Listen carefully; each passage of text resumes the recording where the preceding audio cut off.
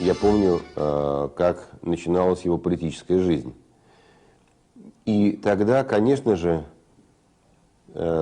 каждый, кто его поздравлял, задавал себе вопрос, как все это получится, как он примет республику и сможет ли он этот корабль вести. На мой взгляд, сегодня ответ на вопрос существует. Он стал лидером республики, он сегодня один из видных российских политиков. У него очень незавидная судьба, потому что регион неспокойный и тяжелый.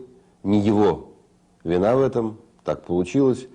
Но это вдвойне заставляет лидера республики каждый день решать задачи, которые ставит жизнь, и задачи совершенно нестандартные, не трафаретные.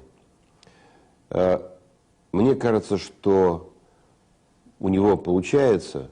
Мне кажется, что он сегодня сформировал ту опору, которая позволяет ему быть достойным лидером республики.